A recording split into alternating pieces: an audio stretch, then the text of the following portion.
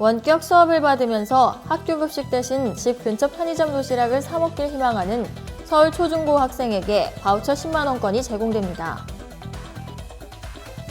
자신의 차 앞에 끼어들었다는 이유로 분개해 상대 운전자를 300m나 뒤쫓아 골프채로 가격한 20대 남성의 징역형의 집행유예가 선고됐습니다.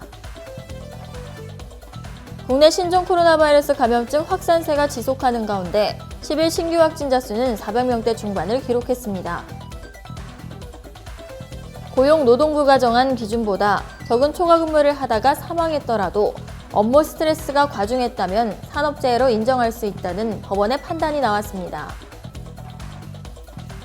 미국 제약사 모더나의 코로나19 백신이 식품의약품안전처의 첫 번째 전문가 자문회의에서 허가 가능한 수준의 예방 효과를 인정받았습니다. 자세한 소식은 잠시 후 뉴스에서 전해드리겠습니다.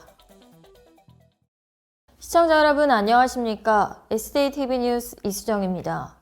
원격 수업이 계속되는 가운데 서울시 교육청이 학생들의 결식 우려를 해소하기 위해 편의점에서 도시락 등으로 식사를 해결할 수 있도록 바우처를 지급합니다.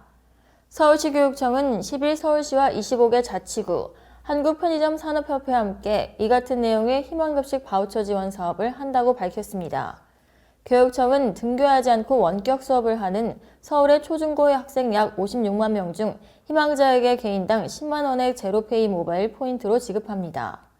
중복 지원을 막기 위해 매일 등교하는 초 1, 2학년, 고3 특수학교 소규모 학교, 긴급 돌봄 참여 학생과 탄력적 희망급식 신청 학생, 서울시가 지원하는 아동급식 카드인 꿈나무 카드를 받는 저소득층 자녀는 지급 대상에서 제외됩니다.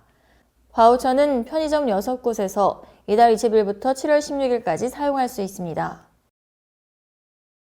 자신의 차 앞에 끼어들었다는 이유로 분개해 상대 운전자를 300m나 뒤쫓아 골프채로 가격한 20대 남성의 징역형의 집행유예가 선고됐습니다. 광주지법 형사 8단독은 특수폭행 등의 혐의로 재판에 넘겨진 A씨에게 징역 6개월에 집행유예 1년을 선고했다고 10일 밝혔습니다. A씨는 지난해 10월 30일 오후 12시 20분쯤 광주 북구의 한 도로에서 B씨의 차량을 골프채로 가격하는 등 위협 행위를 한 것으로 조사됐습니다. A씨는 B씨의 차가 자신의 차량 앞으로 끼어들었다는 이유로 화가 나서 욕설을 내뱉은 뒤 300m가량 뒤쫓아 이 같은 범행을 저질렀습니다. 재판부는 이 사건의 폭행의 방법 및 사용 도구를 봤을 때 죄질이 좋지 않고 피해자와 협의하지 못한 점이 불리하다고 지적했습니다.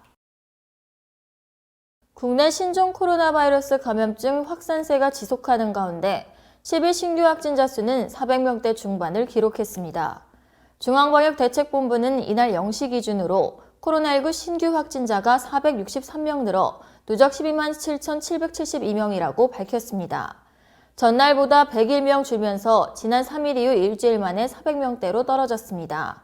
그러나 이는 주말 휴일 이틀 동안의 검사 건수가 대폭 줄어든 데 따른 일시적 현상으로 확산세가 꺾인 것으로 보기는 어렵습니다. 지난주와 그 전주 월요일인 5월 3일, 4월 26일에도 400명대를 나타냈습니다. 이날 신규 확진자의 감염 경로를 보면 지역 발생이 436명, 해외 유입이 27명입니다. 최근 확진자 발생 양상을 보면 전국 곳곳에서 집단 감염이 잇따르면서 4차 유행이 이어지는 상황입니다. 고용노동부가 정한 초과 근무 시간을 넘기지 않더라도 업무 스트레스가 과중해 사망했다면 산업재해로 인정해야 한다는 법원의 판단이 나왔습니다. 10일 법조계에 따르면 서울행정법원 행정8부는 숨진 A씨의 배우자가 유족급여와 장의비를 지급하지 않기로 한 처분을 취소하라며 근로복지공단을 상대로 낸 소송을 원고 승소로 판결했습니다. 1996년 한 연구소에 입사한 A씨는 지난 2019년 4월 회사 근처의 산길에서 쓰러진 채 발견돼 근처 병원으로 옮겨졌으나 급성 심근경색으로 만 52세의 나이에 숨졌습니다. 유족은 A씨가 10개월 전 팀장으로 발령받고 스트레스에 시달린 점에서 볼 때 업무상 재해로 봐야 한다며 유족급여와 장의비를 청구했습니다. 이에 근로복지공단은 급성 심근경색을 일으킬 정도로 업무 부담이 있었다고 보기 어렵다며 거부했습니다.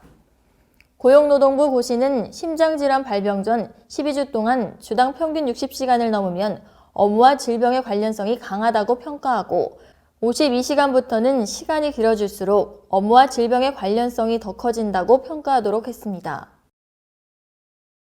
미국 제약사 모더나의 코로나19 백신이 식품의약품안전처의 첫 번째 전문가 자문회의에서 허가 가능한 수준의 예방 효과를 인정받았습니다. 식약처는 코로나19 백신 안정성 효과성 검증 자문단이 어제 회의를 열어 모더나 백신의 임상시험 결과에 대해 논의한 결과를 발표했습니다. 검증 자문단은 식약처의 법정심의기구인 중앙약사심의위원회 자문에 앞서 다양한 분야 전문가에게 자문 의견을 수렴하는 절차입니다. 9일 회의에는 감염내과 전문의와 백신 전문가, 임상통계 전문가 등 7명이 참석했습니다. 검증 자문단은 미국에서 약 3만 명의 백신과 대조약을 투여한 임상 3상 시험 결과를 통해 안정성과 효과성을 평가했습니다. 이상으로 뉴스를 마치겠습니다. 시청해주신 여러분 고맙습니다.